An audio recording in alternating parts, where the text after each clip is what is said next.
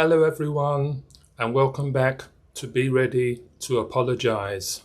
Today we're going to start a 6-part study on the topic of atheism.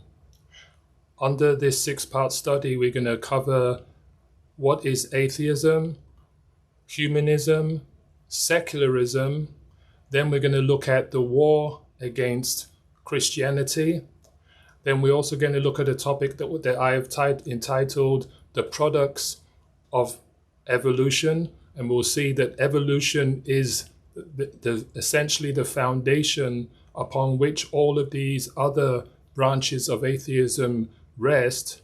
And then finally, we're going to end our study by making the case for God.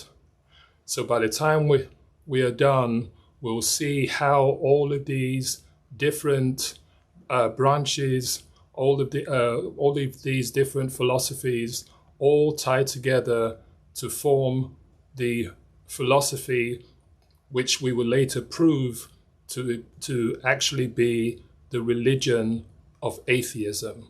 But today, let's start by defining what atheism is. The word atheism is made up of 3 words. First word is a, pronounced a, which means no.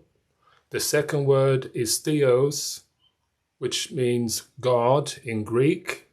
And the third word is ism, which the Webster's dictionary defines as a distinctive doctrine, cause, or theory. Therefore, atheism is a doctrine that teaches that there is no God. Atheism, or atheists, would prefer to be defined as somebody who has an absence in the belief in God. Now, the reason why they will prefer that definition is because they don't like using the word belief, because using the word belief implies that atheism is a religion. And they say that no, that atheism is just the absence of belief. It's not a faith. It is not a religious system. Atheists will always want to put Christians on the defensive and say that Christianity is a belief system, and that the Christians believe in fantasies. They believe in make-believe. They believe in something that they cannot prove, that is not real. And they will say that that they believe in science. They believe in facts. They believe in things that that you can see, hear, taste, touch, or feel. So therefore, they always try to make that distinction between atheism and basically organized religion, Christianity, Islam, or any of the other religions that point to the existence of God or other gods. An atheist also, the word atheist is also made up of 3 words. A, as we pointed out earlier, meaning which is pronounced a, that means no. Theo, which means God, theos, or meaning God, and then ist, which the Webster's dictionary defines as one who adheres to or advocates a specified doctrine or system or code of behavior. For example, a socialist or a royalist. So an atheist is somebody that advocates for the belief that there is no God. As I said earlier, atheists try to get away from the notion that atheism is a religious system, just like Christianity or Islam or Hinduism. So I just want to give you some other definitions that atheists have given to define what who they are and what they believe in. An atheist is someone who believes and or knows there is no God. An atheist lacks belief in a God. An atheist exercises no faith in the concept of God at all. An atheist is someone who is free from religious oppression and bigotry. An atheist is someone who is a free thinker, free from religion and its ideas. So again, you can see the emphasis is on the fact that they are rational. It is not a belief, it is a reality that they just say it's just a plain fact. It's a scientific fact that God does not exist. It's not something that we believe, it's something that we know to be true. So now let's look at atheism versus theism. Let's compare the two the two beliefs. As I said, atheism is a belief system, but let's compare the two philosophies for sake of argument. There are many famous atheists, that have, expressed their disbelief in God. So I just want us to take a look at some of these atheists and how they expressed their disbelief in the existence of God. And the first one I want to start with is Buddhism, because Buddhism also is an atheistic religion or belief system. And again, if you look at the world today, you see that so many famous celebrities, have embraced Buddhism. Tina Turner, Richard Gere, just to name a couple. Here's what Buddhism has to say. It says, "Believe nothing, no matter where you read it or who has said it, not even if I have said it, unless it agrees with your own reason and your own common sense." Here's another quote from Buddhism. It says, "The Buddha was not a god. He never claimed to be a god. He never claimed to be a son of God. He never claimed to be a messenger of God. He was a man who achieved nirvana through human effort." So Buddhism clearly teaches that there is no God. They ascribe all of their beliefs to a single man named Buddha, who essentially left Hinduism to start, his own movement. And but what they're basically saying is we believe in a philosophy. We do not believe in a God. But if you look at it, it says they say that Buddha is not a God, so they don't believe in God. They've not deified Buddha to say that we worship him as a god. They said that he was not a son of God. Meaning this. So again, that this is, I believe, an attack against Christianity that teaches that Jesus Christ, is the Son of God. So that's their attack against Christianity.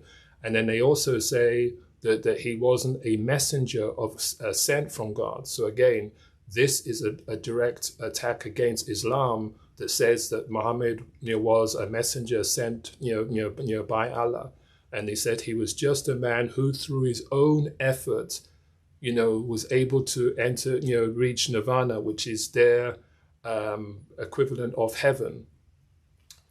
So basically saying that it's just it was through his own human effort that he was able to enter into nirvana. Well, that's again saying that you're not going against Christianity that says that we are saved by grace through faith, and that not of ourselves. It's a gift of God, not of works, lest we should boast. And that's Ephesians chapter 2 verses 8 and 9, which we have gone over several times. Let us see what Gandhi had to say. And Gandhi was a freedom fighter in India. He was a Hindu, but he just like Martin Luther King, he was a civil rights leader and was very instrumental in India gaining its independence from Britain. But here's what he had to say about God. He says, "My uniform experience has convinced me that there is no other God than truth."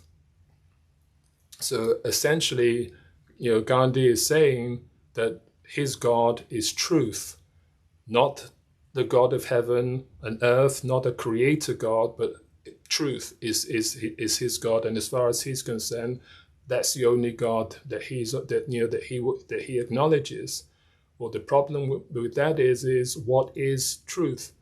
If I was able to ask Gandhi, I would ask him, then define what is truth. And how do you measure truth? How do you know something to be true and not true? What is your standard for truth? A Greek philosopher, called Epicurus, also had this to say, about God. He said, "Is God willing to prevent evil but not able? Then he is not omnipotent. Is he able but not willing? Then he is malevolent. Is he both able and willing? Then whence cometh evil? Is he neither able nor willing? Then why call him God?" So essentially, Epicurus was saying that if God is real, then he's not really doing a great job. And therefore, why should anybody believe in him? So he was essentially looking at how things were, looking at life and seeing the evils and stuff in life and saying, if God is real, then why is all of this suffering? And we've had that. We covered that earlier, that one of the excuses that the atheists will give is, as well, if God was such a loving God, why is there so much evil in the world? And therefore, the fact that there's so much evil in the world, is evidence that there is no God. Because if God was real, he would stop it. And we've explained that that the reason why there's evil in the world is proof that there is God. Because how would you even know about evil unless good existed? The fact that you know right from wrong, how can you know right from wrong unless you have a standard by which to measure right from wrong? So the presence of evil and suffering in the world is proof that God does exist. It is not proof that he doesn't. Because, and this is one thing that atheists will say. They will say that, well, they believe in moral relativism.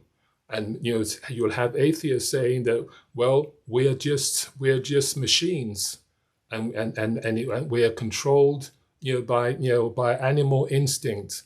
We don't have a conscience. We're not born with a moral code. These are things that society decides. Society decides what's right and what's wrong. But of course, that makes no sense, because then there is no real standard for right and wrong. Because society could decide today, like back in World War II, when Hitler killed 6 million Jews, he convinced the Germans that this was the right and moral thing to do. But go to Germany now and ask them and say, "Oh, do you agree that Hitler should have killed 6 million Jews?" And they'll be horrified and say, "Of course not. That was evil. That was wrong." So therefore, saying that right and wrong is determined by society is completely wrong. It's completely wrong, because then you're essentially saying there is no good and evil, and that's why they'll say, well, it was right back then. Today, such a thing would be absolutely wrong, wrong. But back then it was okay, and that's where society is in trouble today.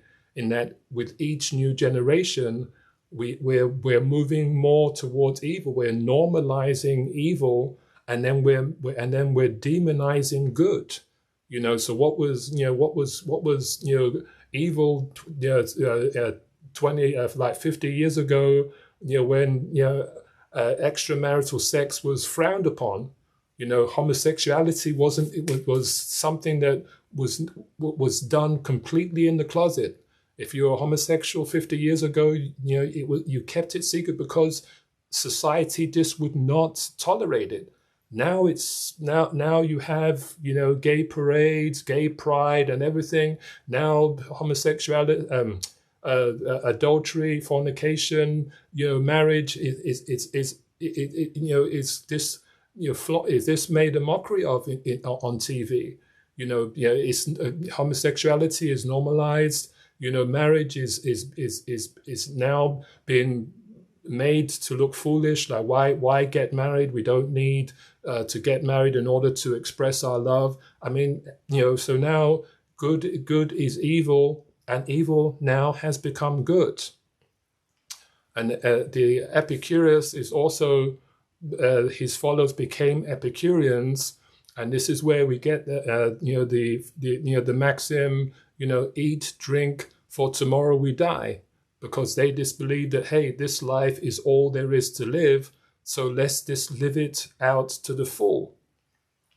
Another famous atheist was Sigmund Freud, who is is regarded as the father of psychology, and he said, when a man is freed of religion, he has a better chance to live a normal and wholesome life.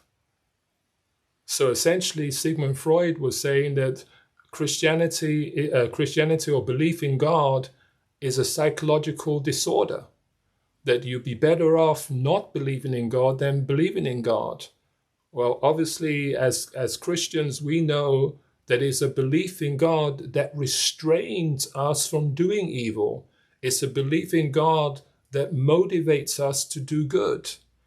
It's a belief in God that gives us hope, so that in the face of trials and suffering and hardship, we have a hope that keeps us anchored and keeps us from despair.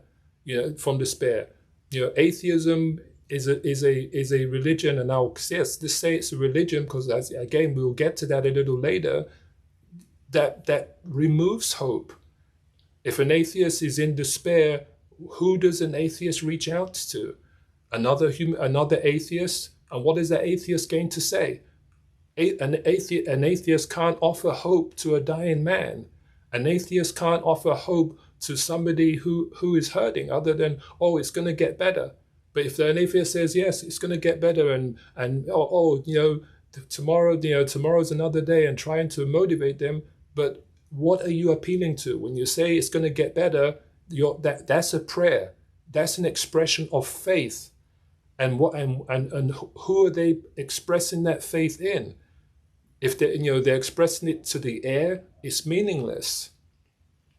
Another person that I would like to mention here is Thomas Jefferson, because not all of our founding fathers, had a deep faith in the God of creation. Now, many of them were deists. They believed that God existed, and would acknowledge that, yes, there was a creator God. They may not have necessarily been practicing Christians, but they did acknowledge that God existed.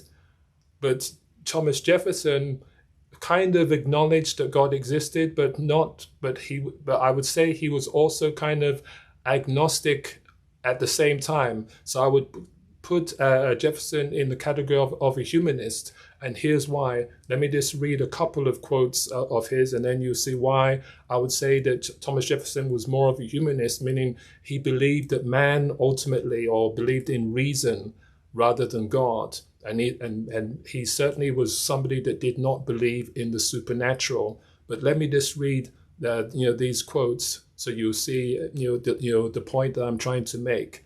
He said, "Shake off all fears of servile prejudices, under which weak minds are servilely crouched. Fix reason firmly in her seat, and call on her tribunal for every fact, every opinion. Question with boldness even the existence of a God, because if there be one, he must more approve of the homage of reason than that of blindfolded fear." So here it should, he's saying that reason is greater than God, that we should question everything, and that we shouldn't just blindly believe in what we're told to believe in, even if that includes belief in God. So, like Gandhi, who said that the only God that he knows is truth, Jefferson was essentially saying, like Gandhi, that the only God that he fully embraces is reason. Now, Jefferson did possess a Bible, that he would read, but what he did is especially in the New Testament, every reference to miracles that Jesus did, he ripped them out. So he kept the moral teachings of Jesus. He believed that the Bible was a book of moral codes, and that's how he saw the Bible. So therefore, he could reason and say, yes, do not kill, do not steal, do not commit adultery. Do good to your fellow man. And stuff. He believed that yes, these are all moral, good moral codes that man should live by, but he did not accept the supernatural parts, the parts of the Bible, God, the virgin birth, and I said all the miracles that Jesus performed. Now here's another quote from Jefferson. He said, "We are afraid of the known and afraid of the unknown. That is our daily life, and in that there is no hope.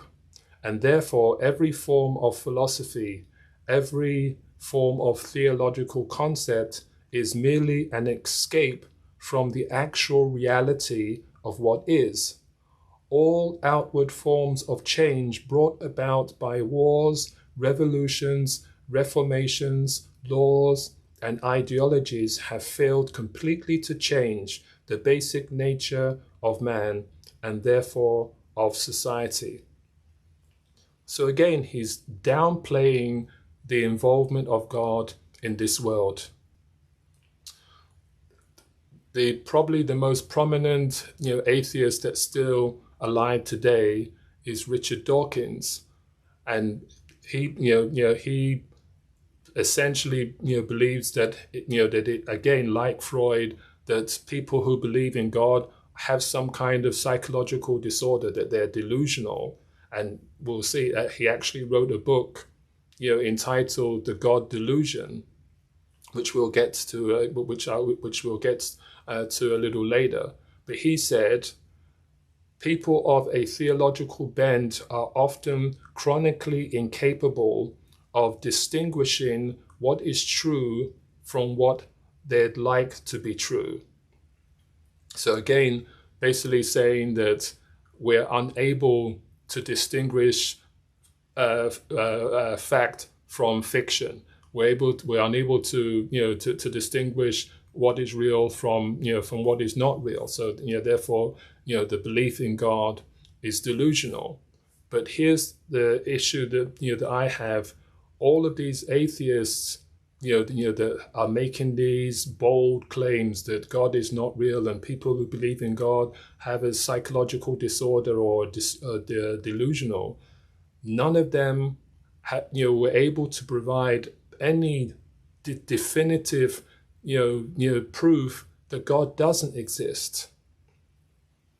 And the bit that atheists love to say that, well, the burden of proof is on a Christian. We're the ones that are making the claim that God exists, and therefore it is up to us to prove our claim that God exists.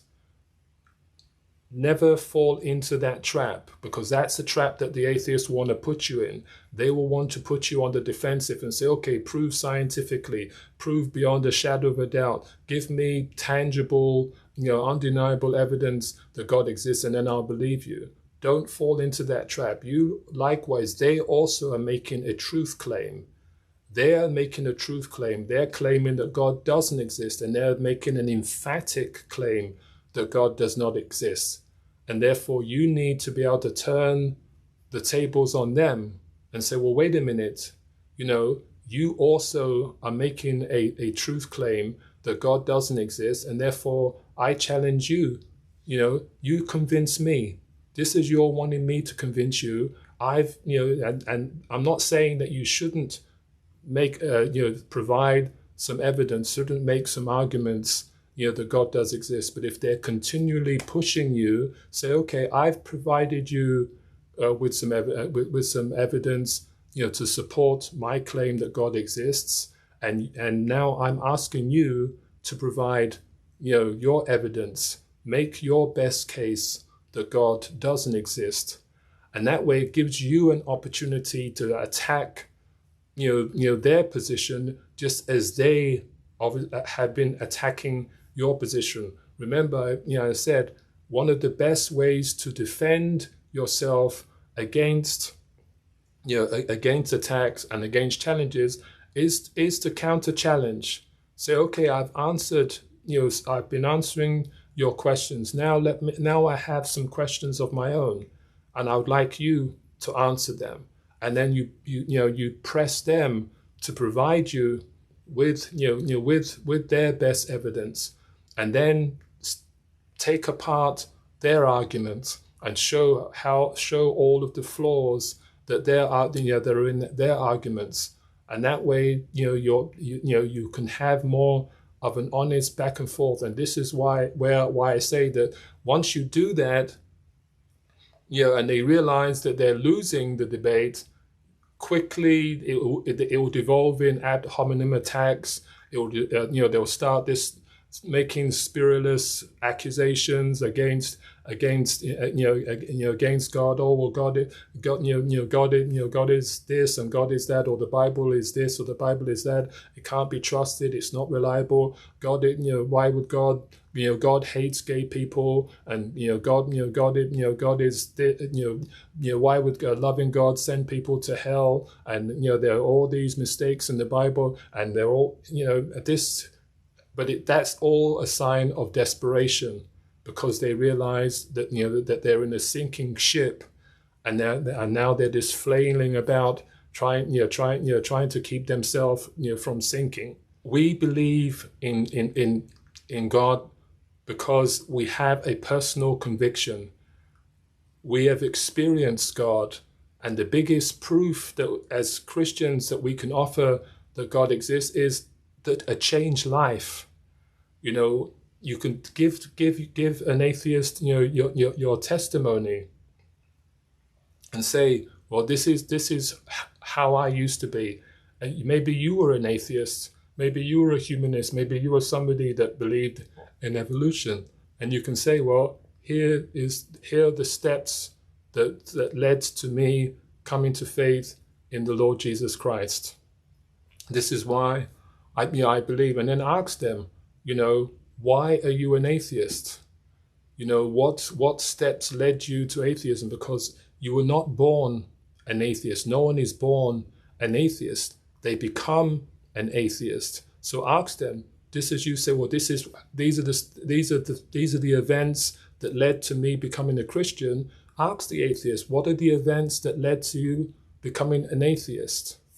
Again, ask, have them justify, their position, just as they are forcing you and putting you on trial to justify your position. Do the same, but do it gently. Do it with respect. They're going to get aggressive with you. They're going to attack you verbally and be very rigorous in pressing you and trying to trip you up and ridicule you. But you need to press back firmly but respectfully. Another thing is they always argue science supports their position, and they'll say, oh, there's no science that supports the position that God exists. There is no scientific way to prove that God exists. Well, ask them and say, look, you believe in the scientific method, right? And they'll say yes, and say, well, can you use the scientific method to prove that God doesn't exist? I said, as far as say, has any atheist used the scientific method to prove that God does not exist? And the chances are they're going to say no. And let me just explain what the scientific method is, because it's made up of 6 specific steps.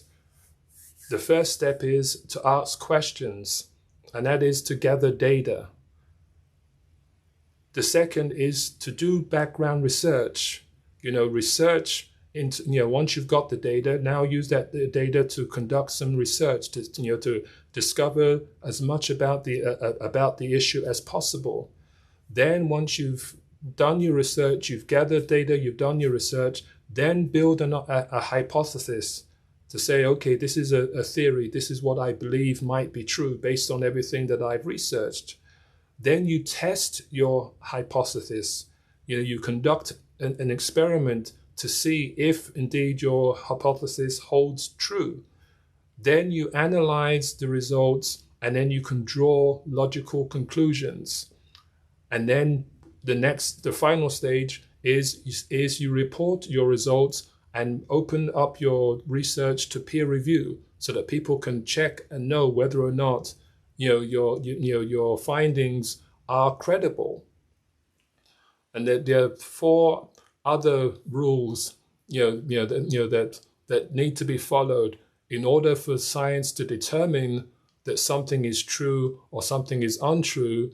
Then it also needs to observe these 4 principles too. First, is it observable? That, for example, the sun always rises in the east and sets in the west. That's something that is observable. Is it testable? All oil always floats on top of water. I mean, that's something that you can test over and over and see that it is true. Is it repeatable? Certain birds migrate every winter, and again, that is repeatable year after year, that you can see that happens. And then lastly, is it falsifiable? Meaning to say that if this is true, would the opposite also be true? If the opposite is true, then it's not falsifiable. But if this is true and the opposite is untrue, then you know that your position is indeed true. For instance, humans need oxygen to survive. Without oxygen, humans will not be able to breathe. Therefore, it is a scientific fact that humans need oxygen to survive. So therefore, if your hypothesis is humans need oxygen to survive, well, with the absence of oxygen, would humans still survive? If they did, then it's not falsifiable. But if you remove oxygen and humans can no longer breathe and can no longer survive, then you've proved your hypothesis that humans indeed need oxygen to survive. So therefore, is it falsifiable? And it also should be pointed out that the scientific method was developed by European Christians who had the belief that matter behaved in a rational manner, because they believed that God created the universe. So because they had a belief that there was order to the universe, that it wasn't just a chaotic place. They noticed certain phenomena that happened on a regular basis. For instance, the sun rising in the east and setting in the west. And things like that. They observed that the North Star was always in the same place day after day.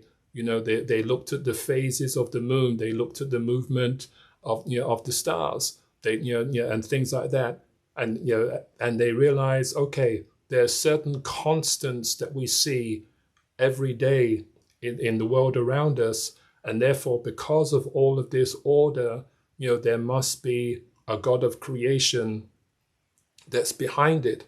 And as a result of that, they developed, the scientific, method to say, okay, this is how we can determine whether something is true or something is not true. So, as I said earlier, no atheist has ever used the scientific method to prove that God does not exist, because atheism cannot pass that test, and here's why. In order for somebody to prove that God, does not exist, they have to meet these three standards. They have to, meet these three standards. First, they would have to be able to view the entire universe and everything that's contained in the universe in a snapshot of time, which means simultaneously they'd have to be able to see everything that's in the universe, every star, every planet. They would have to see, the planet Earth. They'll be able to see everything that's on the face of the earth and under the sea, everything, all at once in a one snapshot of time. The only way in which they could do that would be they would have to, to be omniscient. That they, omnipresent, which means they would have to be able to be everywhere at the same time in order to be able to do that. So they would have to be, omnipresent, which means everywhere at the same time.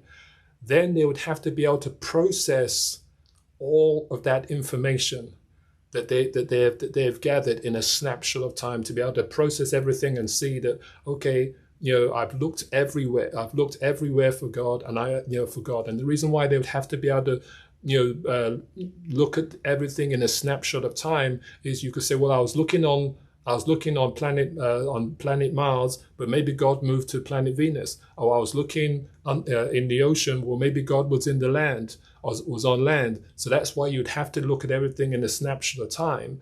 You understand? And now to be able to process all of that information to ensure that, yes, I've looked everywhere, and there's no possible way, nook or cranny of the known universe that God could have hidden in. So therefore you'd have to be omniscient, which means all-knowing, and you'd have to have a full understanding of the universe and how it works and everything. And then you'd have to be all-powerful. How would you be able to search for God inside the sun or inside a star? How would you be able to search for God in the deepest oceans, in the deepest ocean or the highest heights? So again, you'd have to be all-powerful. So in order to prove that, definitively prove that God does not exist, you'd have to have the very attributes that we Christians ascribe to God. And we say God is almighty. We say that, that he is omnipotent, he is almighty. We say that he's omniscient, that he's all-knowing, and we say that he's omnipresent, that he is everywhere all at the same time. So this is why atheists will resort to name calling, because they can't make an intellectual argument that God does not exist. All they can do is say, well, I don't believe it because it doesn't make sense. I don't believe that you can't prove the supernatural. You can't prove it scientifically, because they've limited themselves to their five senses. I mean, they don't even acknowledge. They don't acknowledge a conscience. They don't acknowledge that we have a human spirit. That's the real thing that makes us unique. That separates us from animals, is that we have a human spirit. We have the ability, to think. We have the ability, to create. We have a moral code. We have the ability to determine right from wrong. They can't explain, where does a thought come from? Thoughts are not material things. Emotions are not material things.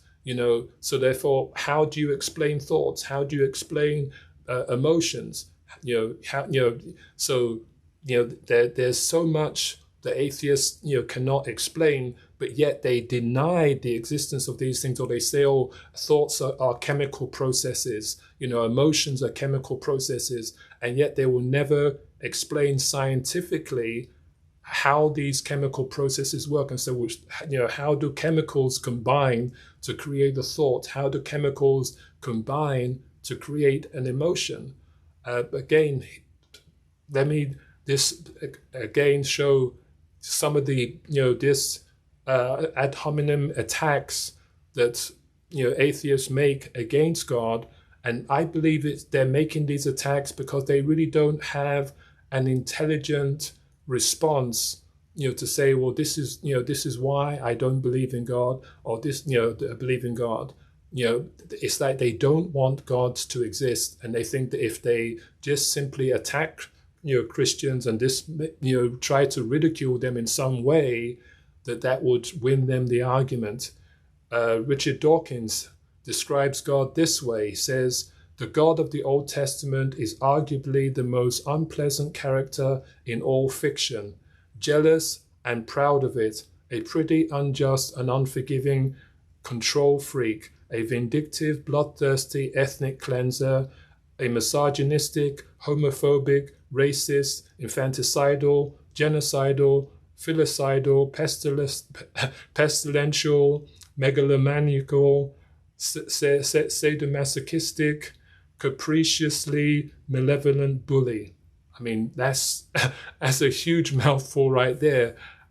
Christopher Hitchens, the late Christopher Hitchens, again, somebody that often would use attacks to try to intimidate his opponents into silence, said this about the Bible. He said, "The Bible indeed does contain a warrant for trafficking in humans, for ethnic cleansing, for slavery, for bride price, and for indiscriminate massacre. But we are not bound by any of it, because it was put together by crude, uncultured human mammals."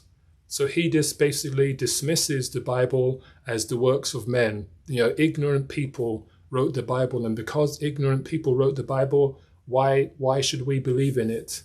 He goes on to say, to describe religious people and by extension God as violent, irrational, intolerant, allied to racism and tribalism and bigotry, invested in ignorance and hostile to free inquiry, contemptuous of women and coercive towards children.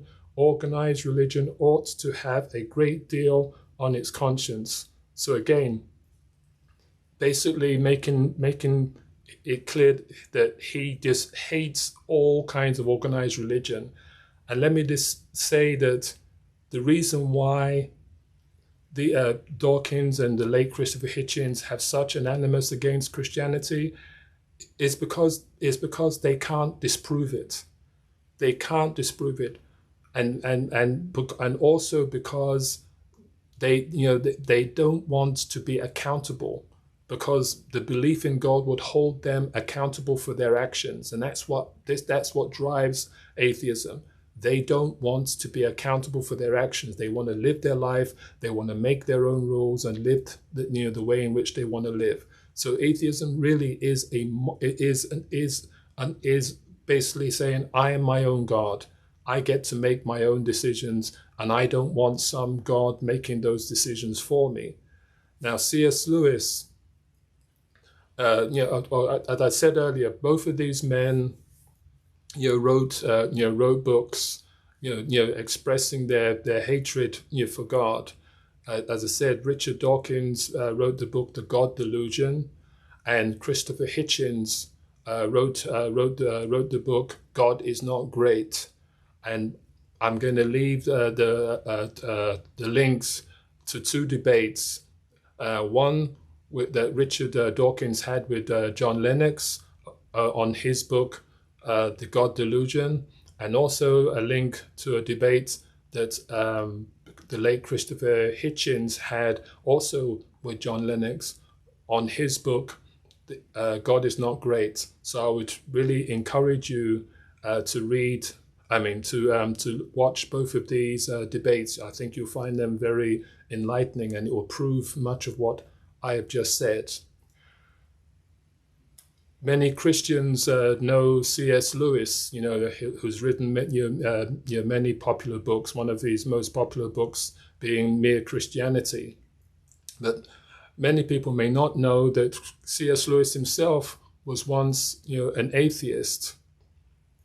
But he was, unlike Christopher Hitchens and Richard Dawkins, he was an atheist because, in his earlier life, he had some bad experiences, bad experiences with God. His mother, died when he was a child, and he, blamed God for allowing his mother to die. But later, as he got older, he started, searching and started to question his atheistic beliefs. And here's one thing, that he said that led him, to believe that, that atheism is not a defensible position. He said, "My argument against God was that the universe seemed so cruel and unjust. But how had I got this idea of just and unjust? A man does not call a line crooked unless he has some idea of a straight line. What was I comparing this universe with when I called it unjust?"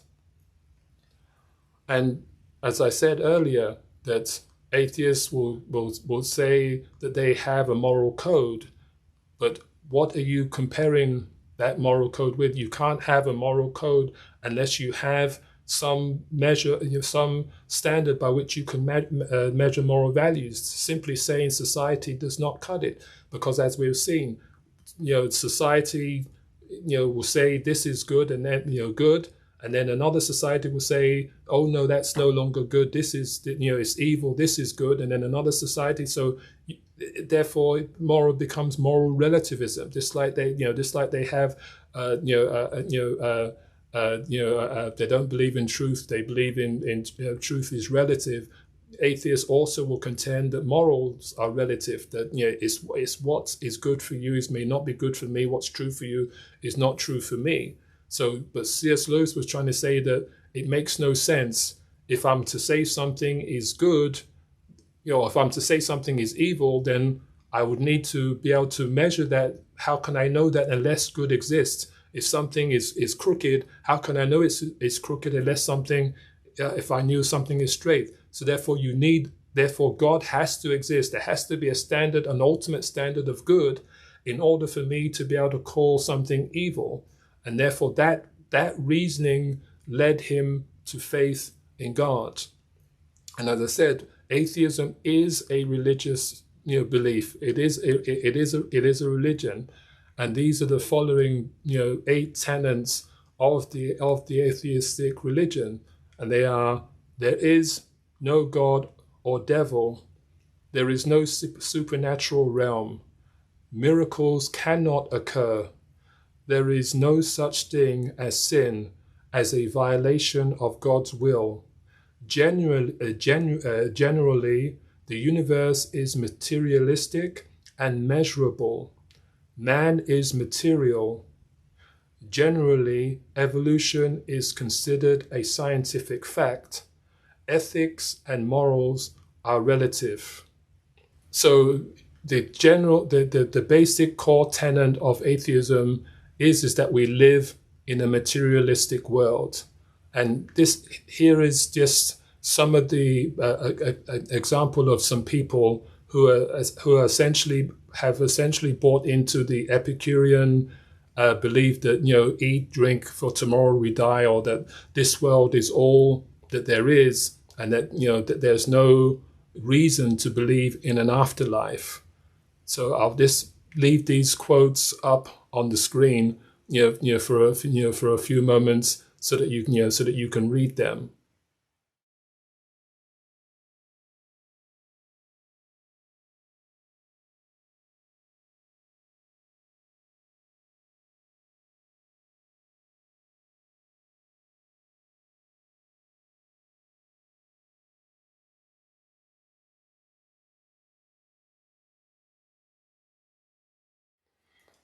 One of the most famous quotes that I would want to put up now is John Lennon. And most people remember, one of his most famous songs was, Imagine.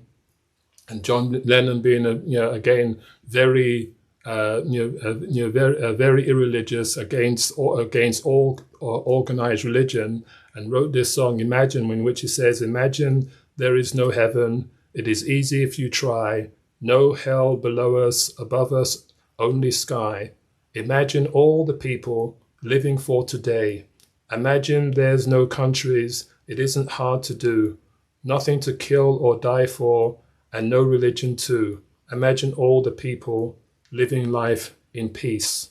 Well, peace is impossible unless our hearts have been changed to believe that all life on earth is precious, and that all life all life is equally of equal value. You can imagine, but then I would ask John Lennon, with what faculties are you using to imagine? And who's going to, who are you imagining to? Because basically his song is a prayer. And who are you praying to?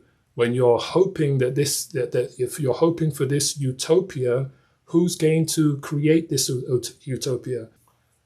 Now, let me just get to the end of the study by saying that, that we have two distinct groups of people.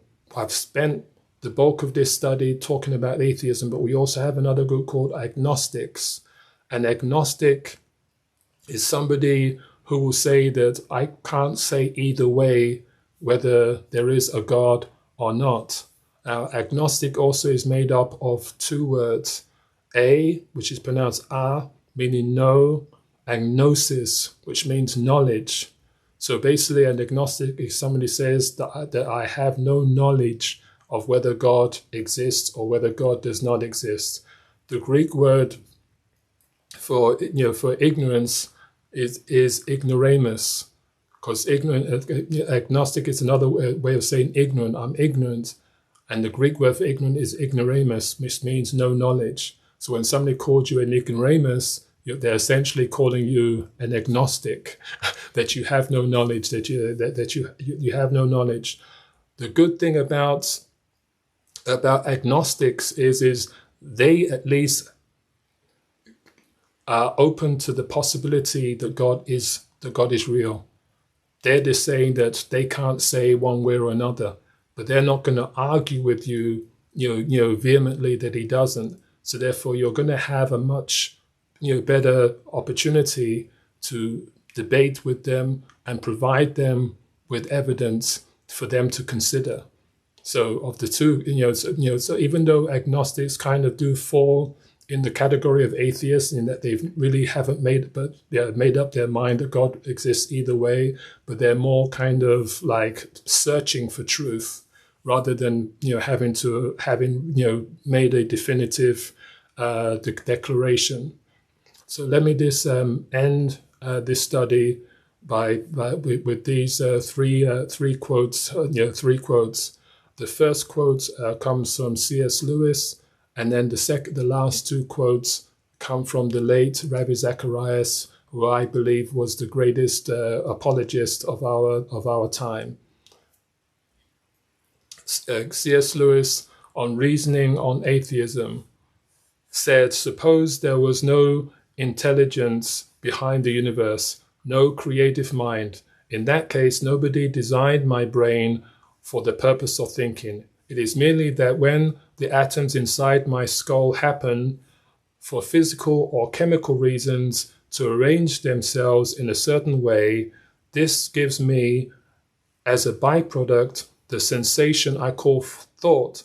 But if so, how can I trust in my own thinking to be true?